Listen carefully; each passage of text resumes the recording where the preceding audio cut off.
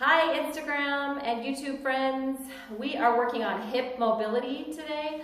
I'm going to be recording a few series to help with hip mobility, so this will be part one of that. I'm going to keep it pretty short and simple today. I'm just going to give you 4 drills that you can do. I know a lot of you, including myself, often suffer from like a glute pain, low back pain, hips feel off, pelvis feels maybe off. These exercises can certainly help with that. And if you're also struggling with some movements, not being able to complete full range of motion, these exercises will help with that as well. So mobility differs from flexibility in the way we actually perform the movements. Mobility, if done correctly, is going to give you strength in the full range of motion. So a lot of times we have strength in partial range of motion, maybe like a partial squat, but for some reason our ankles or hips won't allow us to fully go into a full squat. So we're lacking the strength in that bottom range of motion of a full squat. So if you're interested in becoming flexible and strong throughout an entire range of motion with every joint, that's where you start practicing mobility. So with that being said, let's go ahead and get started. And 4 exercises we will do, we're going to do dynamic movements.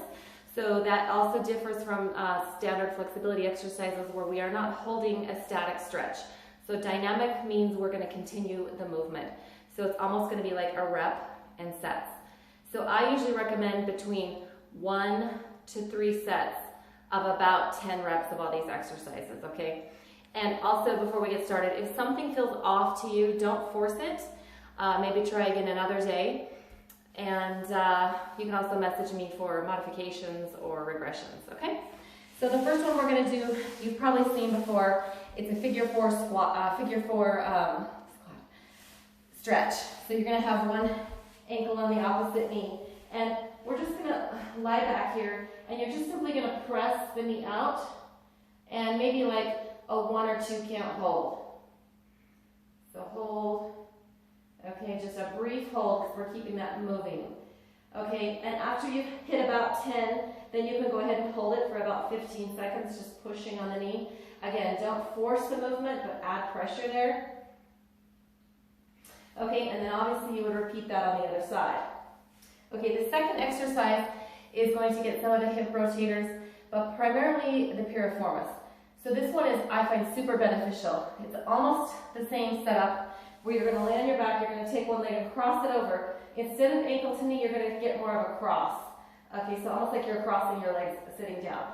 And then you might have to kick the stationary supporting leg out a little bit, because what we're going to do is pull this knee in, okay? I usually put my opposite hand out for balance, so I don't roll over. Don't worry about keeping your back flat on this. You're just going to pull, almost like you're pulling it to the opposite shoulder. If you need more of a stretch, bring that bottom foot in a little closer, okay?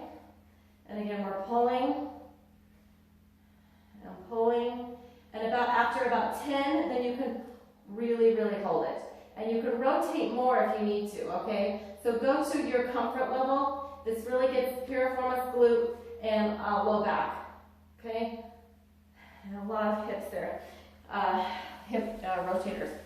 Okay, the third one we're going to do is going to be a squat internal rotation. So again, this one might be a little bit more advanced if you need to be able to get into like a full squat. So if you can't do this yet, work on this.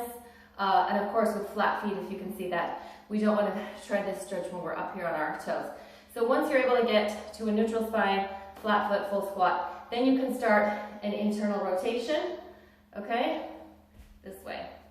And again, I'm not holding the position, but I am moving with just a brief pause. And then after about 10, then you can hold it, move around a little bit, twist a little bit more. Okay, that's our third exercise. Our fourth exercise is going to be the scorpion. And it's a supine scorpion, so you're going to be facing the ceiling. And arms out to the side. The most important thing I want you to do here is keep your shoulders on the ground. So we're going to lift one leg up, lower it to the side. Don't let this opposite shoulder come off the ground. And hold for like 1 to 2 counts. This is a slow movement. And I'm going to go to the other side.